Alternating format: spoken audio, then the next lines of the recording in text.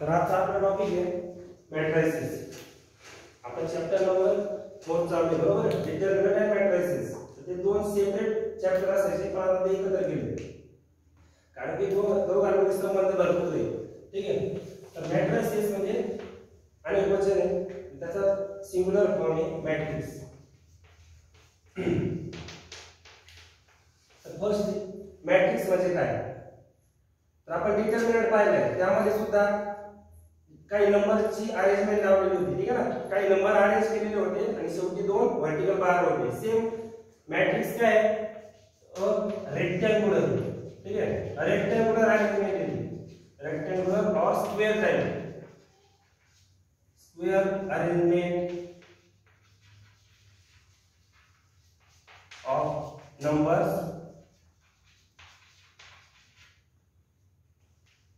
It is a rectangular or square arrangement of numbers enclosed in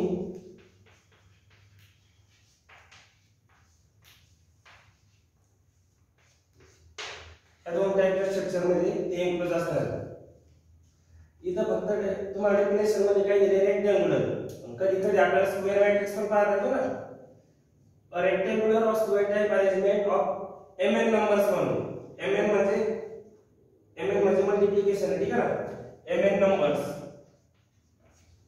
enclosed in square bracket or हा कोणता आहे circular bracket. ठीक आहे ना. अशा मध्ये ते एन्क्लोज असतात. तर एक्झाम्पल मध्ये काय देता येईल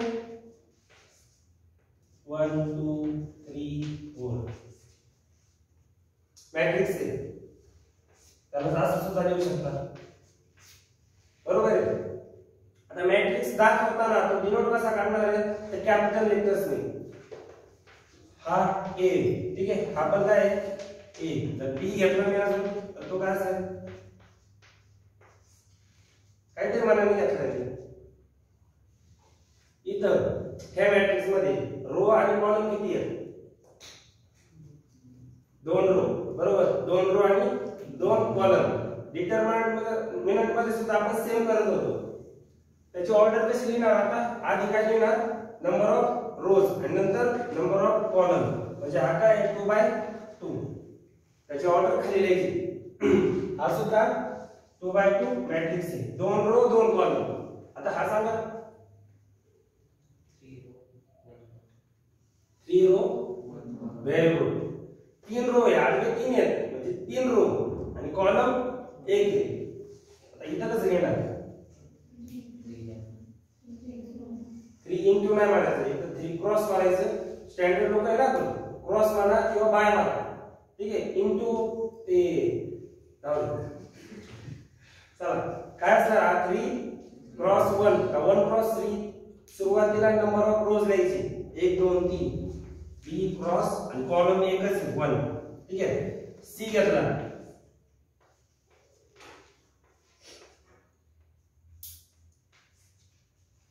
ऑर्डर. रो किती आहे का 2 आहे वैष्णवी 2च रो आहे. रो म्हणजे काय अच्छा व्हेरी गुड. हा एक आडवा आणि हा दुसरा 2 रो आणि कॉलम म्हणजे उभे 1 2 3. म्हणजे आता झाला किती ऑर्डर 2 क्रॉस 3. ठीक आहे. तर आता हे बघा तुम्हाला रेक्टँग्युलर दिसणार आहे. असा रेक्टँगल झाला. ठीक आहे. हा सुद्धा असा झाला. हा बरोबर स्क्वेअर वाला झाला का, तिथं नंबर ऑफ रोज आणि नंबर ऑफ कॉलम सेम आहे. 2 रो 2च कॉलम आहे. ठीक आहे ना. ठीक आहे. डी एफ घेऊ.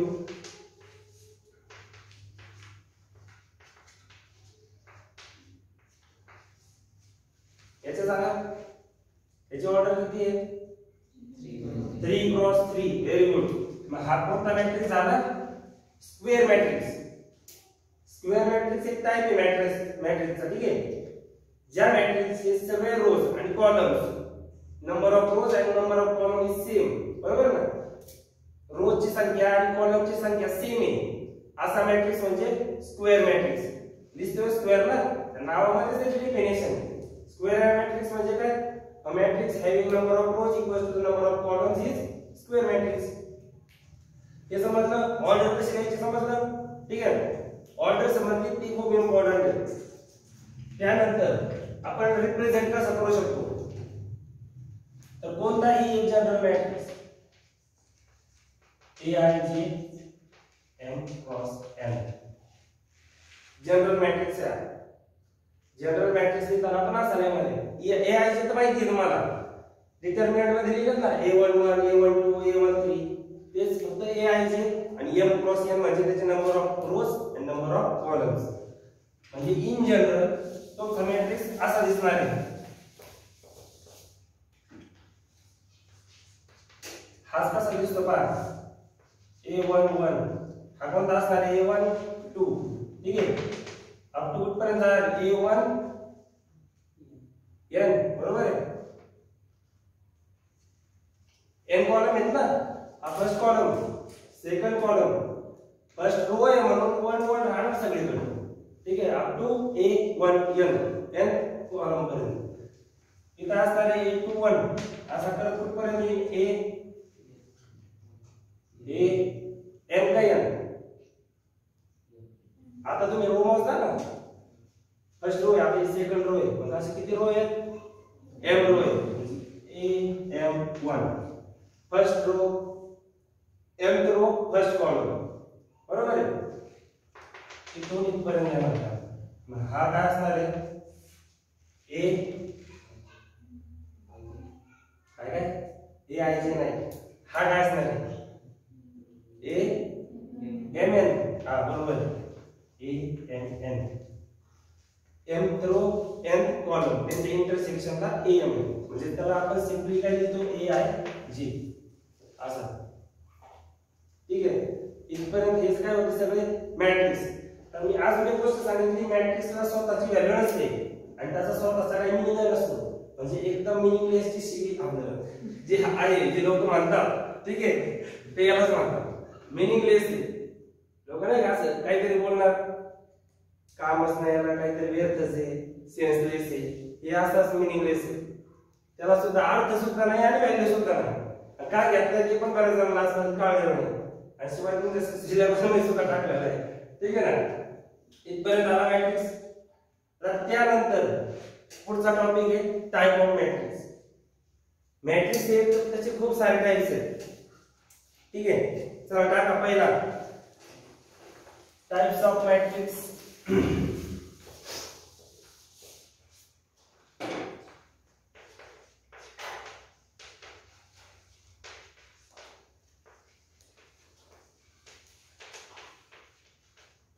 फर्स्ट काय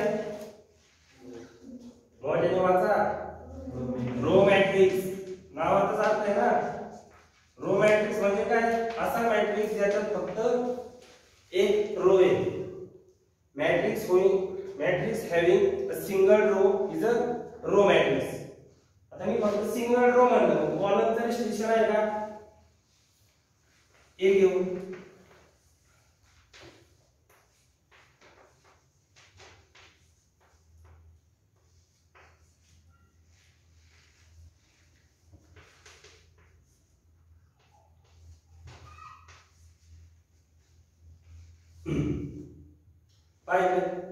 रो मॅट्रिक्स काय आहे, ज्या मॅट्रिक्स मध्ये फक्त एकच रो आहे तो रो मॅट्रिक्स आहे. आता तुमच्याकडे 3 एक्झाम्पल आहेत. पहिला, रो मॅट्रिक्स आहे का नाही, आहे ना, चला आहे. दुसरा आहे. पहिल्यात नंबर ऑफ रो किती आहे, पहिल्याची ऑर्डर सांगा. 1 रो 1 कॉलम, व्हेरी गुड. एक रो आहे, एकच कॉलम आहे, बरोबर आहे ना. म्हणजे तो काय झाला 1 क्रॉस 1. दुसऱ्याची ऑर्डर, व्हेरी गुड. एक रो आहे पण 2 कॉलम आहे, आपल्याला खाली दिसणार नाही, पण सेम आपण कन्सिडर करायचे उभे काय 2 आहे, म्हणजे हा काय झाला 1 क्रॉस 1 रो 2 कॉलम. इथं 1 क्रॉस 3, व्हेरी गुड, 1 क्रॉस 3. हे सगळे कशाचे एक्झाम्पल आहे, तर रो मॅट्रिक्सचे. रो एकच रो पाहिजे, कॉलम किती असू द्या तुमचे, रो एकच असले पाहिजे, कॉलम कितीही असू द्या. म्हणजे इथं जी n ची व्हॅल्यू आहे, n ची ही कशी असणार आहे,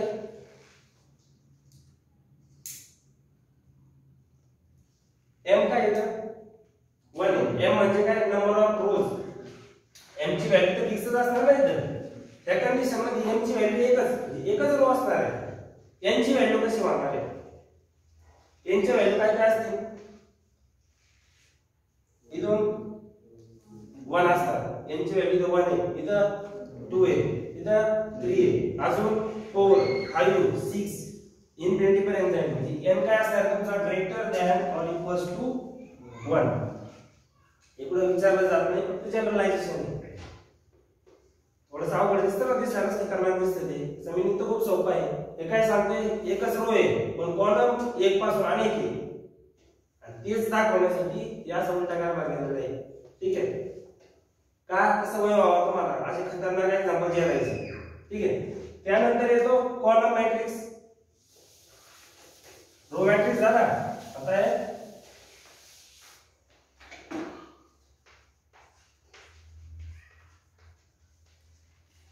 कॉलम मॅट्रिक्स.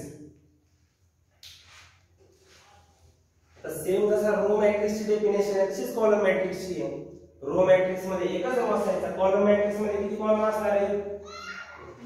एकच कॉलम, एकच रो कितीही असू द्या. कॉलम मॅट्रिक्स मध्ये कॉलम एकच असला पाहिजे.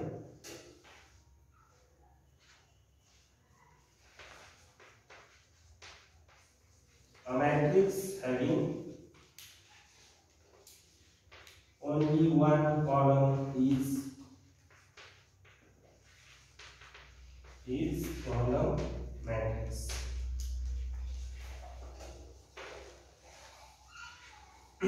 Example,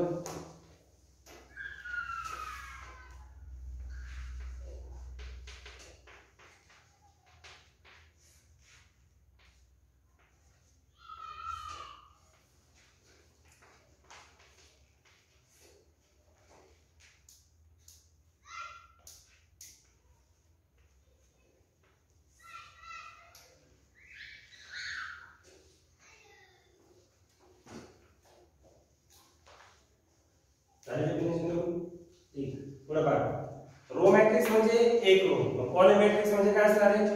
एक कॉलम. एक कॉलम म्हणजे तो असा दिसणार, उभा व्हर्टिकल दिसणार तो मॅट्रिक्स. ठीक आहे ना. आणि रो मॅट्रिक्स कसा दिसत होता? आडवा, म्हणजे तो हॉरिझॉन्टल होता आणि त्याला हॉरिझॉन्टल मॅट्रिक्स सुद्धा म्हणतात.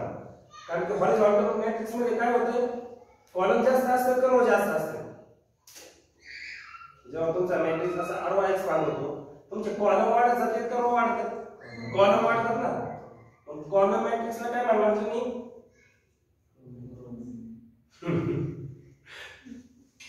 लक्षात ठेवा, हॉरिझॉन्टल मॅट्रिक्स आणि व्हर्टिकल मॅट्रिक्स दोन अजून वेगळे कन्सेप्ट आहे.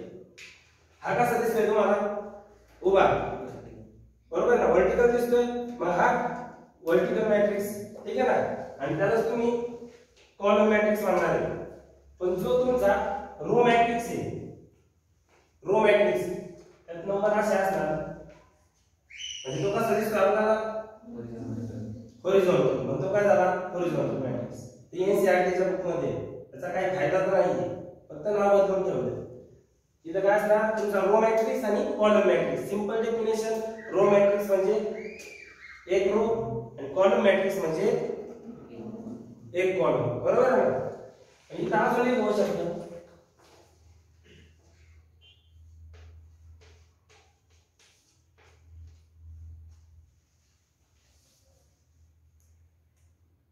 तरी पण हा व्हर्टिकल दिसतोय ना.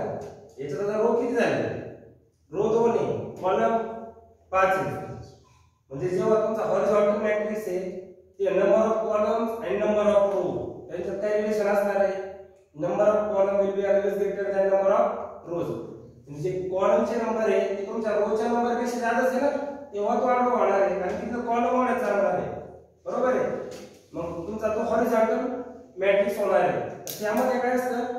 Number of column is greater than number of row. आणि याच्यामध्ये उलट, इथं काय वाढणार आहे? इथं रो वाढणार आहे आणि कॉलम कमी राहणार आहे. म्हणजे इथं number of column is less than number of row. नाही समजलं विषय सोडून द्या. तुम्हाला कोणी विचारणार नाही का आयडेंटिफाय मॅट्रिक्स हा कोणता आहे तो कोणता आहे, काहीच नाही. फक्त हे जस्ट इन्फॉर्मेशन जी द्यायला पाहिजे तुम्हाला. आणि आता 11वी मध्ये हा इतकं तुम्हाला चांगल्या लेवल मध्ये दिलेला नाही हा टॉपिक. 12वीला त्याची लेवल चांगली वाढवलेली आहे त्यांनी आणि तो मेन आहे. ठीक आहे. कॉलम मॅट्रिक्स समजला, एक कॉलम. चला याची ऑर्डर सांगा. 1 क्रॉस 1. Very good. याची इथं रो किती आहेत? 2 रो. कॉलम 1 म्हणजे 2 क्रॉस. Very good. याची 4 क्रॉस 1. समजले? चला पुढचा टॉपिक काय? अच्छा, नोट हे बघा, single element matrix is row matrix as well as column matrix. एक सिंगल एलिमेंटचा मॅट्रिक्स असेल तर रो पण असतो आणि कॉलम मॅट्रिक्स सुद्धा. त्याच्यानंतरचा काय? झिरो मॅट्रिक्स और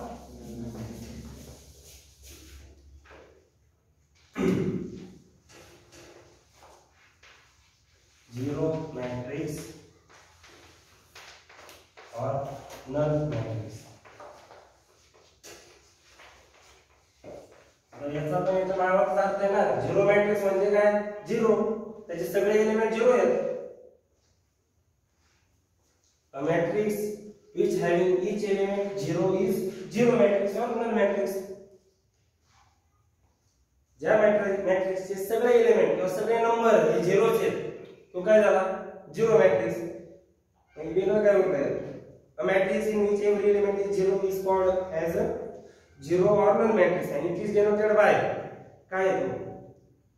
ओ ए का झिरो आहे? कन्फर्म होय होय ना? ठीक आहे.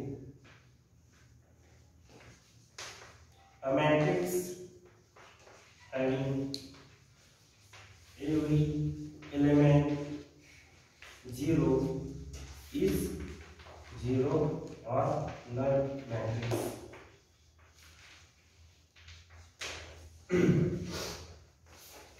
It is denoted by capital O. ठीक है? O O का है? 0 0 0 0 0 किती झिरो द्यायचे तेवढे देऊ शकता.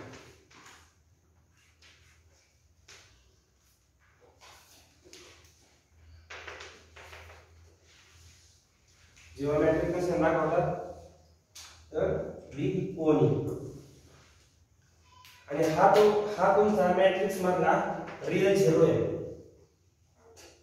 रियल झिरो म्हणजे बघा आधी रियल नंबर में झिरो वापरतो ना, तो ऍड केला काय सबट्रॅक्ट केला काय काही फरक पडतो का? सेम आहे. तो कोणत्या मॅट्रिक्स मध्ये तुम्ही ऍड करा किंवा त्यातून सबट्रॅक्ट करा काही फरक पडत नाही. ठीक आहे ना? पुढे आहे तुम्हाला प्रोसिजर, ऍडिशन आहे, सबट्रॅक्शन आहे आणि मल्टिप्लिकेशन ऑफ मॅट्रिसेस ऑपरेशन आहे. ठीक आहे ना? ते वापरायचे. हा त्याच्यानंतरचा मोस्ट वॉन्टेड चौथा स्क्वेअर मॅट्रिक्स. हा खूप इम्पॉर्टंट आहे. हा समजलाच पाहिजे आणि अवघड पण नाही समजायला.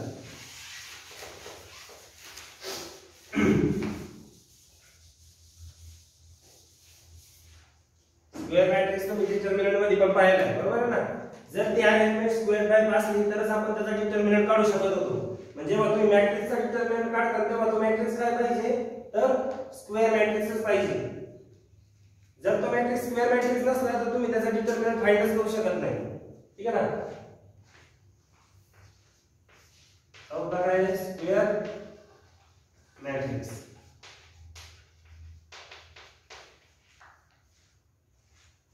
काय डेफिनेशन असणार आहे? Matrix having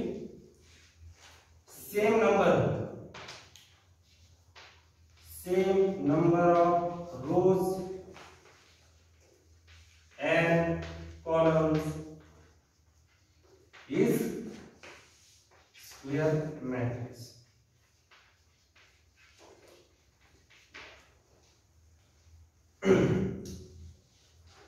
A matrix having same number of rows and columns is a square matrix.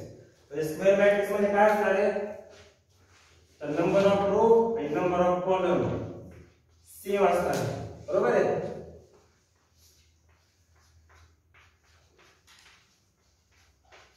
अशा टाइपचा.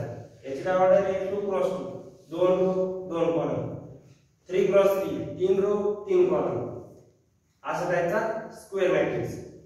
त्याच्यानंतरची कन्सेप्ट येते यामध्ये यामध्ये खूप इम्पॉर्टंट पॉइंट आहे. ठीक आहे, जे डायगोनल एलिमेंट पाहिजेत ना आपण, डायगोनल डिटर्मिनंट मध्ये पाहिलं डायगोनल, तर तिथं डिटर्मिनंट कसा असणार, स्क्वेअरच होता, पण इथं मॅट्रिक्स स्क्वेअर असेल त्याची गॅरंटी नाही. तर डायगोनल एलिमेंट फक्त स्क्वेअर मॅट्रिक्स साठी डिफाइन होतात. स्क्वेअर मॅट्रिक्स मध्येच तुम्ही डायगोनल एलिमेंट काढू शकता, दुसऱ्या कोणत्याही मॅट्रिक्स मध्ये नाही. कारण की डायगोनल एलिमेंटची एक डेफिनेशन छोटी काय होती, तर तिथं a11 a22 हे असे एलिमेंट यायचे डायगोनलला, बरोबर आहे ना, a33, बरोबर आहे. पण त्यामुळे ते स्क्वेअर मॅट्रिक्स मध्ये येऊ शकतात, बाकी दुसरीकडे सुद्धा येतात, पण त्याला तुम्ही डायगोनल नाही म्हणू शकत. आता इथं तुम्ही डायरेक्ट डायगोनल घेणार आहे, म्हणजे स्क्वेअर मॅट्रिक्स मध्येच तुम्हाला डायगोनल एलिमेंट काढता येतील, दुसऱ्या कोणत्याही मॅट्रिक्स मध्ये नाही. अजून एक काही चांगलं ऍप्लिकेशन दिले त्यांनी, हा हे नोट दॅट मध्ये पहा, the diagonal elements are defined only for a square matrix. ठीक आहे, त्याच्यानंतर एलिमेंट्स यायचे where I is not equals to j are called non-diagonal elements of a matrix. काय समजलंय? चा स्क्वेअर मॅट्रिक्स एकदा काढून पाहू, आणि तो पण जनरल हे घेतला. ठीक आहे ना, a11 a12 a13 a21 a22 a23, ठीक आहे, a31 a32 a33. पहिली कंडिशन, स्क्वेअर मॅट्रिक्स आहे का, आहे का, number of rows is equals to number of columns, 3 row आहेत आणि 3 कॉलम आहेत. ठीक आहे, 3 क्रॉस 3 आहे. डायगोनल एलिमेंट काय करायचे, एवढे सगळे, म्हणजे a I j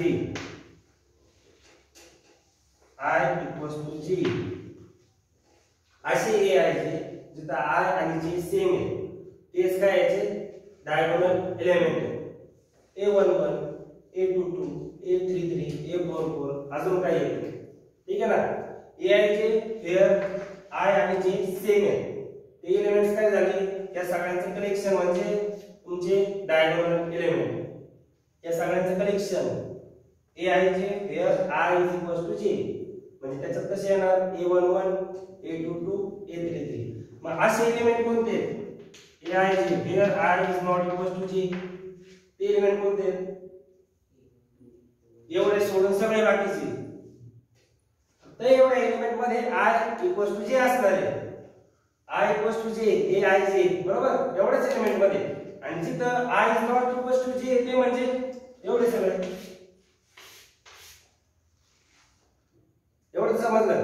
आता असे नंबर कुठले आहेत ते सांगा, wear I is greater than j, असे a I j सांगा जिथे तुमचा I हा j पेक्षा मोठा आहे. पहा, ऑब्झर्व करा, a very good, a21 a31 a32 ते एलिमेंट्स कुठे आहे, डायगोनलच्या वरती आहे का खाली आहे, म्हणजे जे एलिमेंट डायगोनलच्या खाली आहे ते कसे आहेत, I greater than j, त्यांच्या वरती आहेत ते I is less than j. समजलं ना, the elements aij where I is greater than j are below or above, below है ना, are below of the diagonal, and aij where I is less than j are above the diagonal. हे फक्त हे element का सांगतोय मी, हे जर confusing, याची गरज पण नाही सांगायची. सीटी किंवा नीटला आपलं सीटी आणि जेईई साठी बरेच वेळा हे असं वापरलं जातं, काहीतरी कंडिशन दिलेलं असतं त्या एलिमेंटवर, तेव्हा ती कंडिशन पटकन लक्षात येत नाही आपल्या. हे अशा कंडिशन दिल्या आपण घाबरूनच जातो तिथं. ठीक आहे ना, खूप साधे सिंपल प्रश्न असतात अशाच कंडिशनवर. हे फक्त कळावा, एआयचे where I is greater than J अशी डायग्राम डोळ्यासमोर असली, आय ग्रेटर दॅन जे म्हणजे तो पहिला नंबर आहे, तो दुसऱ्यापेक्षा मोठा पाहिजे. कुठं सापडणार आहे तो, इथंच a21 a31 a32, म्हणजे ते बिलो डायगोनल आहे. आणि हे जे वरती आहे ते आय लेस दॅन आहे, 1 लेस दॅन 2 आहे, 1 लेस दॅन 3 आहे, 2 लेस दॅन 3 आहे, बरोबर. म्हणजे बिलो आणि अबो समजले आता एलिमेंट. त्यानंतरच आहे, तर त्यानंतर काहीच नाही. काय फिफ्थ आहे डायगोनल मॅट्रिक्स. आता डायगोनल एलिमेंट शिकले, त्यावरूनच तुम्हाला डायगोनल मॅट्रिक्स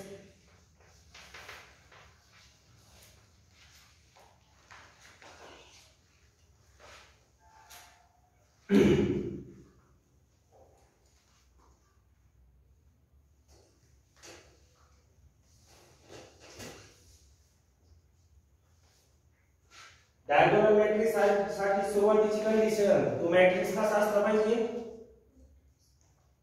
स्क्वेअर मॅट्रिक्स. ठीक आहे ना, दुसरा कोणताही मॅट्रिक्स नाही. कारण की आताच सांगितलं diagonal elements are defined only for square matrix. फक्त स्क्वेअर मॅट्रिक्स साठीच तुम्ही डायगोनल एलिमेंट शोधू शकता, बाकी दुसरे कोणत्याच मॅट्रिक्स मध्ये नाही. पण डायगोनल मॅट्रिक्सला सुरुवातीलाच तो कसा पाहिजे, स्क्वेअर मॅट्रिक्स. डायगोनल एलिमेंट म्हणजे सगळे बरोबर. नॉन डायगोनल म्हणजे डायगोनलचे सोडून जे ते उरले ते नॉन डायगोनल. चला, डायगोनल मॅट्रिक्सचे डेफिनेशन काय आहे, a square matrix in which all non diagonal elements are 0 is diagonal matrix. म्हणजे काय, असा स्क्वेअर मॅट्रिक्स, एक स्क्वेअर मॅट्रिक्स ज्यामध्ये डायगोनलचे सोडून बाकी सगळे एलिमेंट 0 आहेत. डायगोनलचे सोडून बाकी सगळे,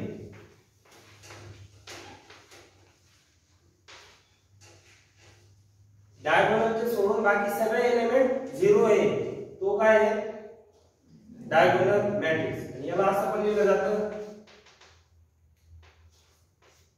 1 2 3, डायगोनल 1 2 3 डायगोनलचे एलिमेंट. समजलं. त्यानंतर बी आहे,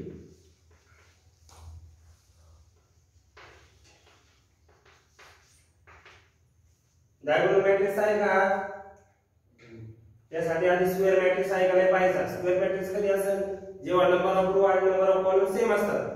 2 रो आणि 2 कॉलम म्हणजे स्क्वेअर मॅट्रिक्स आहे. डायगोनल एलिमेंट हे 2 झाले, बाकीचे सगळे 0 आहे का, आहे, म्हणजे हा डायगोनल मॅट्रिक्स आहे. आणि तो कसा लिहिणार, डायगोनल 2 मायनस 1 कॉमा केला तरी चालेल, 2 मायनस 1. डायगोनल मॅट्रिक्स पाहिलाय. तर डायगोनल मॅट्रिक्स म्हणजे डायगोनल वर डिपेंड एक टॉपिक होता, ट्रेस. आहे का तुम्हाला बुक मध्ये पुढे, ट्रेस नावाचा एक टॉपिक होता, तो आम्हाला एमएससी पर्यंत होता. तर नाही तर पहा, ट्रेस. तर आपल्याला एखाद्या मॅट्रिक्सचा ट्रेस काढायला विचारला जातो. जेएमएस आणि एनडीए मध्ये बरेच वेळा प्रश्न आलेले आहेत असे. एखादा मॅट्रिक्स आहे त्याचा ट्रेस काढायचा, तर ते ट्रेस काढण्यासाठी सुरुवातीची कंडिशन म्हणजे दिलेला मॅट्रिक्स हा स्क्वेअर मॅट्रिक्सच असला पाहिजे. कारण की ट्रेस हा सगळा डायगोनल मॅट्रिक्सवर डिपेंड आहे. एखादा मॅट्रिक्स आहे त्याच्या डायगोनल एलिमेंटची ऍडिशन करा म्हणजे तुम्हाला ट्रेस मिळेल. ठीक आहे ना. एक आहे 2 3 1 2 स्क्वेअर मॅट्रिक्स आहे का, आहे. तर आता आपण याचा डायगोनल आपलं याचा ट्रेस काढू शकतो. ठीक आहे. तर आता ट्रेस काढताना त्याचं नोटेशन असं आहे, ट्रेस ऑफ ए. बेसला ए असतो छोटा, ट्रेस ऑफ ए. ते काढण्यासाठी सिंपल मेथड आहे, फक्त डायगोनल एलिमेंटची ऍडिशन करायची. फक्त ऍडिशन आहे, वेगळं काहीच नाही. खूप इम्पॉर्टंट, एका मिनिटाचा टॉपिक नाही, पण बरेचसे मुलं टाळतात हा पाहणं. एनसीईआरटी मध्ये पण आहे की नाही माहित नाही, पण खूप इम्पॉर्टंट आहे. प्रश्न बरेच मिळालेले इंडिया मध्ये सुद्धा, जीएमएस मध्ये सुद्धा. तर टी ए काय झाला, 2 - 2 = 0. बी दिलाय 1 2 3 -1 0 -5 2 0 6. टीबी कसा काढला, टीबी नाही, हा ट्रेस ऑफ बी. टीबीचा अर्थ खूपच वेळा होतो नाही का, आजार आहे ना तो. ठीक. ट्रेस ऑफ बी कसा, 1 + 0 + 6 = 7. समजलं. आतापर्यंत टॉपिक समजलाय. मॅट्रिक्स मध्ये वेगळं काहीच नाही, खूप सोपं आहे, ठीक आहे ना. याच्यापेक्षा वेगळं काही नाही. आता 5 हे झाले, 5 आपले टाईप झाले. उरलेले सगळे तुम्ही तुमच्या भाषेत लिहून आणायचे, ठीक आहे ना.